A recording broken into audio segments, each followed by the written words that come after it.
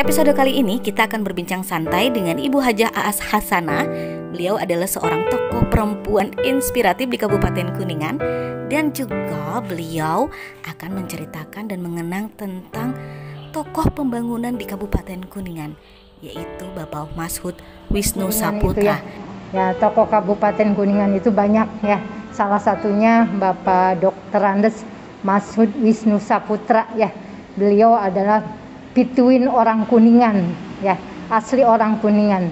Beliau sangat peduli terhadap leluhurnya ya. Jadi banyak kontribusi yang sudah beliau bangun untuk Kuningan itu sangat luar biasa. Kita sekarang kayaknya memang kehilangan sosok seperti beliau ya, Pak Mashud itu. Beliau jasanya sangat luar biasa ya. Mungkin kalau kita ceritakan kepeduliannya ke Kuningan ini terutama kepada pembangunan infrastruktur yang ada di Kabupaten Kuningan ya. Selain stadion ya, Stadion Kuningan Mashud Wisnu Saputra ya, kita sama-sama tahu itu adalah salah satunya ya, kepedulian beliau untuk membangun Kuningan. Dan juga beliau itu banyak kontribusi juga dalam membangun makam-makam leluhur ya, karena leluhur kita itu juga ada jasanya, cerita sejarah untuk Kuningan ini kan ya. Jadi beliau juga peduli juga untuk membangun situs-situs yang ada di Kabupaten Kuningan, para leluhur kita, makam-makam yang ada ya, dari makam Arya Adipati Ewangga Kuningan ya, terus yang ada di Winduherang itu makam apa ya, pokoknya makam di Winduherang ada pembangunan makam leluhur kita. Di itu juga banyaklah, ada kurang lebih 13 situs makam leluhur yang dibangun oleh beliau ya. Nah ini memang dulu kita waktu membangun dan termasuk penjaganya juga kita beri honor, dan selanjutnya beliau sudah meninggal. Ini kelanjutannya memang diserahkan kepada pemerintah daerah ex officio, di mana bupati itu dia juga harus memelihara, karena ini satu tokoh leluhur kita yang harus makam-makam yang harus kita jaga ya, karena situs-situs sejarah yang harus diabadikan ya. Juga beliau itu juga peduli terhadap pendidikan ya. Pendidikan beliau banyak membantu beasiswa generasi yang ada di kabupaten ini untuk dibiayai, disekolahkan, dan mereka harus membangun balik lagi ke Kabupaten Kuningan. Itu di bawah naungan Yayasan Pangeran Arya Adipati Ewangga Kuningan. Dulu kita memberikan bantuan beasiswa dari tingkat SD, SMP, SMA sampai ke perguruan, disekolahkan untuk jadi sarjana yang pinunjul yang bisa membangun Kabupaten Kuningan. Itu luar biasa. Itu tahun 90-an lah dulu ya. Juga beliau juga sangat peduli kepada pembangunan masjid ya, itu untuk ibadah, itu sarana prasarana, dan membangun desa. Pernah satu desa ya, sama karena dulu zaman Golkar, karena beliau adalah tokoh Golkar, itu pernah satu desa listrik masuk ke pedesaan Selajambe. Kepedulian beliau karena Golkarnya itu diberikan listrik masuk desa, itu dulu masih sulit. Nah beliau sampai pernah satu kecamatan Selajambe untuk penerangan ya, listrik itu kepada masyarakat diberikan. Itu banyak lagi selain pendidikan, infrastruktur, pembangunan masjid dan sarana ibadah ya. Bukan hanya di Kuningan saja beliau kepeduliannya yang sangat luar biasa itu, dan orang yang membutuhkan bantuan ya, beliau sangat peduli, sangat care ya. Jadi banyak yang sudah beliau, saya nggak bisa sebutkan satu persatu ya. Saya sebagai sekretarisnya di Yayasan Pangeran Arya Adipati Ewangga Kuningan dan sekretarisnya beliau juga, saya tahu persis karena selalu banyak orang meminta bantuan, proposal numpuk, dan beliau sangat peduli. Itu zaman sekarang itu kita cari seperti sosok beliau itu, Pak Mashud, kayaknya sulit ya. Ini zaman, apalagi zaman sekarang, padahal ya itu ya banyaklah orang-orang Kuningan juga yang sudah berhasil kaya, banyak yang peduli. Tapi kepeduliannya seperti beliau saya belum temukan, karena beliau itu luar biasa, dermawan, sangat luar biasa. Dan salah satu saya pernah ikut dengan beliau, bahwa di perjalanan ada nenek-nenek, kakek-kakek yang dia berhenti berikan uang gitu. Itu kan zaman dulu ya, uang itu mereka itu kadang ada yang alhamdulillah, tapi ada juga yang takut disulurkan padahal di pom bensin ini beliau banyak lah, ada orang-orang yang perlu dibantu di perjalanan, dia berhenti dan dia serahkan uang gitu. Itu saya sering melihat, selain banyak membantu yang datang ke rumah dan orang yang tidak mampu di lingkungan sekitarnya, wah luar setiap ini beliau ada. Nah itu saja mungkin ya, jadi cerita tokoh sejarah seperti Pak Masud ini ya, pesan terakhirnya Bu yang masih terngiang untuk pembangunan Kuningan di masa hidupnya Pak Masud, apa sih pesan terakhir? Mungkin ada kata-kata yang titik Kuningan atau apa gitu Bu? Nah beliau kan dengan Pak Madrohim ya, dulu Pak Madrohim yang megang yayasan di Kuningan, Pangeran Aryadipati Ewangga itu memang ketuanya Pak Madrohim. Jadi beliau suka banyak ngobrol dengan Pak Madrohim. Saya sekretarisnya suka juga mendengar ya. Beliau selalu berpikiran bagaimana caranya untuk bisa membangun Kuningan itu melihat masyarakat yang sejahtera ya. Nah, jadi dari segi pendidikan, dari segi sosial ya, semua masyarakat Kuningan ini sejahtera bagaimana caranya. Ini kan perlu dibangun ya. Jadi lingkungan yang ada di Kuningan, terus potensi yang ada di Kuningan ini perlu dibangun ya. Mungkin beliau ya, kalau infrastruktur ini zamannya Pak Ang juga sangat luar biasa ya untuk pembangunan, karena Pak Ang juga salah satu keluarga Pak Masud juga.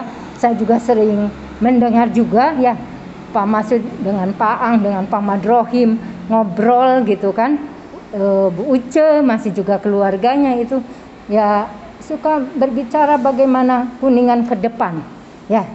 Paling tidak nih kalau infrastruktur alhamdulillah lah ya, ini bicara masyarakat dari segi pondasi agama, dari pondasi pendidikan ya. Jadi kesejahteraannya memang ingin melihat masyarakat Kabupaten Kuningan ini sejahtera lah ya, dari segi pendidikan, dari segi sosial. Nah itu jadi selain membangun salah satunya tuh stadion, itu juga mendapatkan mengangkat Kuningan kan, itu jadi satu sorotan di kamu. Itu salah satunya dari segi persepak bolaan mungkin ya, itu stadion yang memotivasi untuk supaya masyarakat Kuningan ini berprestasi kan gitu. Dan dari segi pendidikan beliau juga care, peduli ya kepada Uniku. Uniku itu diberi jalan tanah dari beliau juga untuk bisa akses maksud ke Uniku. Itu salah satunya kontribusinya dari Pak Masud juga ke Uniku ada. Dan selain Uniku juga kepada itu Al-Ihya yang sekarang Unisa. Beliau juga sama membantu kepada pembangunan pengembangan Unisa ya itu. Dan kalau dari segi mungkin kalau dulu kita kalau Kuningan ini potensinya pariwisata ya, itu yang belum terjamah oleh beliau. Kan ini yang potensi Kuningan salah satu selain pertanian, pariwisata kan ya. Pariwisata ini memang sangat luar biasa kalau kita datangkan investor, dikembangkan. Ini aset seperti Kuningan bisa jadi sepertinya puncaknya Bogor. Ini sekarang luar biasa Kuningan. Nah ini bagaimana caranya Pak Bupati juga bisa mendatangkan investor ke Kuningan, sehingga Kuningan itu ya salah satu pemasukan income-nya itu dari pariwisata. Ini sangat luar biasa kalau dikelola dengan baik. Kalau boleh tahu, pembangunan Stadion Masud Wisnusaputra ini itu apakah dari kantong pribadinya Pak Masud sendiri atau memang dari anggaran dari pemerintah saat membangunnya Bu? Karena kan saya kebetulan saat itu belum tahu ya Bu. Iya. Jadi belum tahu udah ada aja waktu masih kecil tuh. Oh, jadi masalah stadion ya tidak sepenuhnya dari Pak Masud kayaknya ya. karena peran dengan pemerintah daerah juga kan mungkin kontribusi besar, saya juga kurang tahu secara real, tapi yang jelas salah satu kenapa sampai dinamakan stadionnya Masud Wisnu Saputra berarti beliau menyumbang yang cukup luar biasa mungkin ya. Pasti pemerintah juga sama, bekerja sama lah, saya kurang paham berapa nilainya. Beliau juga membantu gitu ya Bu? Ya, membantu kontribusi pembangunan dari pribadi sendiri gitu ya, mungkin ya dari pribadinya pasti ya. Nanti pemerintah daerah, biasanya kalau bantuan pemerintah daerah punya lahannya, pembangunan seperti itu. Saya kurang tahu persis berapa besarannya, yang jelas ya secara pribadi dia menyumbang gitu untuk pembangunan Kuningan.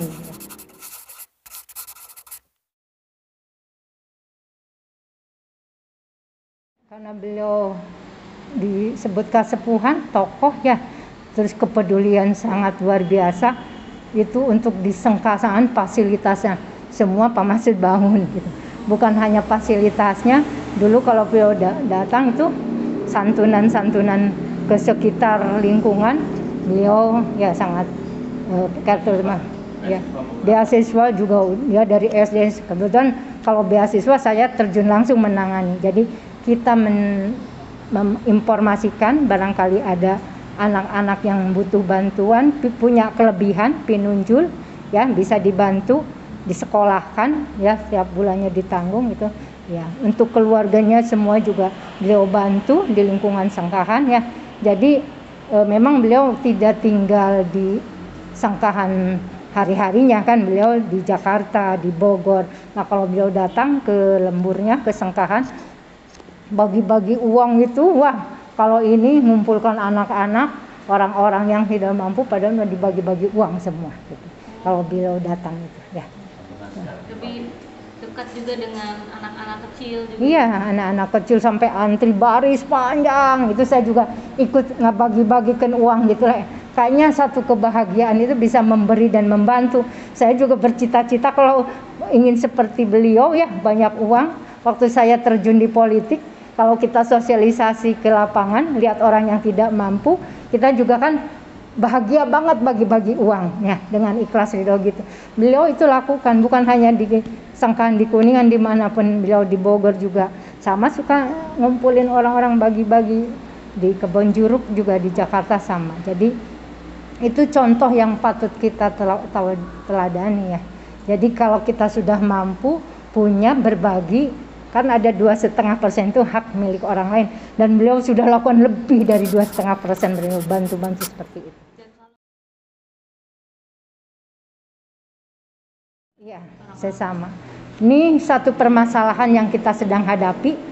Kalau kita data orang kaya yang ada berapa, di data yang tidak mampu, yang ini harus kita bantu ada berapa, kita bebani yang mampu menyantuni 10 orang. Kayaknya situasi kondisi kita sosial yang ada ini tidak ada orang yang akan kelaparan. Ini kalau diberlakukan aturan seperti itu ya, yang kaya menyantuni 10 orang atau 20 orang.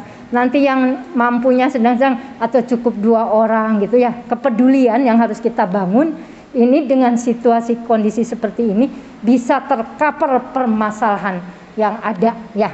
Dan permasalahan kita ini kan ekonomi kan, ya, pendidikan, daya beli, daya jual kita ini rendah kan. Nah ini kan yang kaya bisa kita lihat lah, kalau yang kaya peduli membantu, paling sebelum keluar keluarganya dulu dibantu kan, itu juga bagus kalau konsep ini dilakukan. Menurut ajaran Islam juga kan seperti itu. Sebelum membantu keluar, keluarga dulu yang harus kita bantu, baru keluar kan. Ini luar biasa permasalahan, tapi subhanallah ya, karena semua juga Allah yang mengatur ya. Nah mudah-mudahan para pejabat, para pemimpin kita ini peduli, care terhadap permasalahan masyarakat yang ada. Insya Allah ya, ini tercover. Coba sengkupnya jangan jauh-jauh, di kecamatan data aja. Nah nanti kita tanyakan kepada yang mampu, kamu mampu berapa menyantuni keluarga. Kalau ini diberlakukan ya dari sekup yang kecil, desa, keluhan kita data yang mampu dan yang tidak mampu.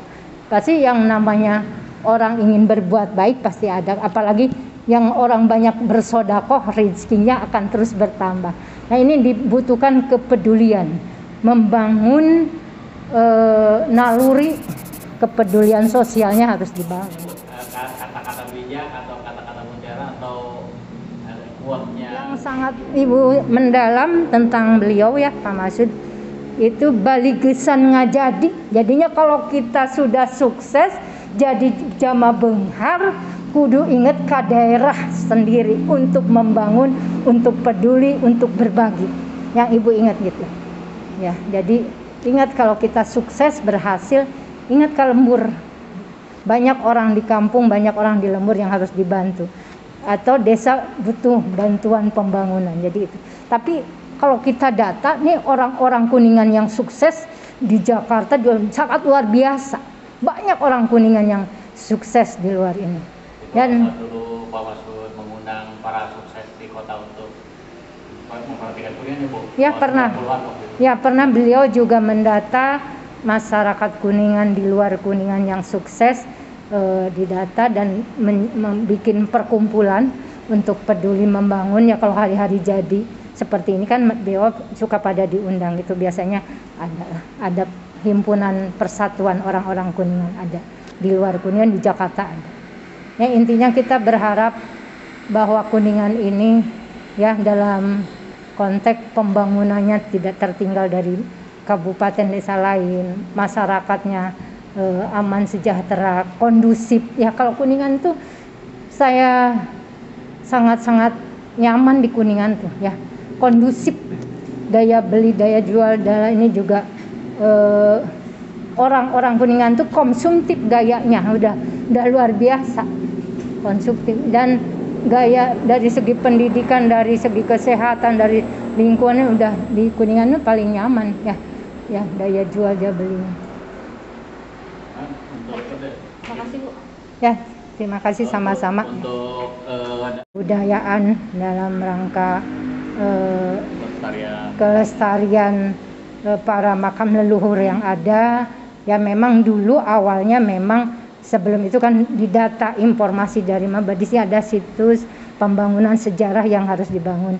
Nah mereka didata dulu dan lokasinya disurvei, dan setelah itu kita dalam rangka membangun, kita melakukan pembebasan tanah dulu untuk membangun makam leluhur yang itu kita bebaskan. Jadi salah satu yang ada di Windu Herang itu Pak Masud mengeluarkan budget uang yang cukup luar biasa juga untuk ini. Ini kan dijadikan rutinitas hari jadi Kuningan dalam rangkaian acara hari jadi itu. Mereka tuh mengenang para leluhur kita nyekar dulu kan, ada berapa situs makam leluhur yang dijadikan rangkaian di setiap hari jadi Kuningan. Itu pembangunan makam leluhur itu dilakukan pembangunannya oleh beliau kan, oleh Pak Masud, termasuk pembebasan tanah dan segala macam. Bahkan penjaga untuk pemeliharaannya juga dulu beliau tunjuk orang dan digaji dulu kan. Nah beliau udah tidak ada, kita serahkan kepada pemerintah daerah.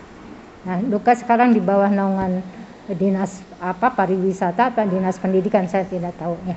Tapi itu sejarah yang harus dicatat, bahwa kepedulian beliau itu dalam rangka membangun makam leluhur kita ya, bahwa itu salah satu masuk kepada sejarah tokoh Kuningan seperti Pangeran Ari Adipati Ewangga, terus Pangeran Arya Kamuning, itu ya, itu leluhur kita yang harus kita abadi, ingat itu sejarah, dan anak cucu kita harus tahu sejarah Kuningan itu seperti apa.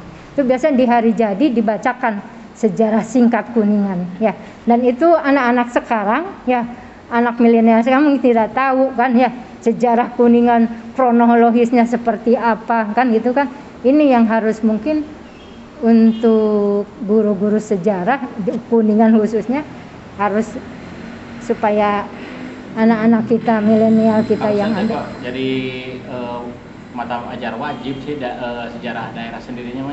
Iya itu mah guru itu paling tidak harus bisa menceritakan juga tentang Ari Kamuning, Pangeran Ari Adipati Ewangga gitu kan.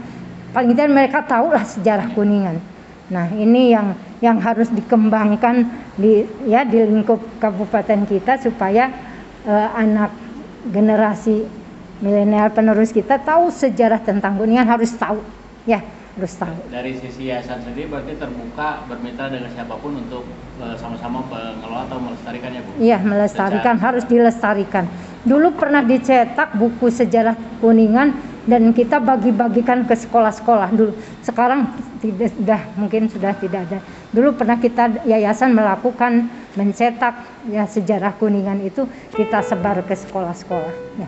Nah, itu. Sumbangsi Pak Masud dalam pembangunan Kuningan tidak bisa disepelekan.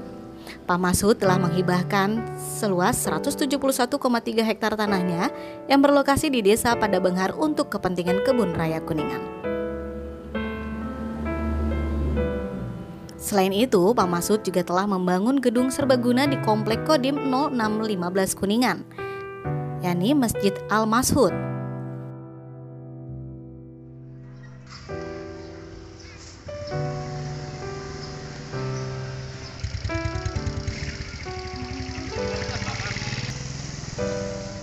Tak hanya itu, aula dan ruang kuliah di STAI Al-Ihya Cigugur turut disumbang oleh Pak Masud Wisnu Saputra. Dan yang paling monumental adalah Stadion Masud Wisnu Saputra yang menjadi kebanggaan warga Kuningan.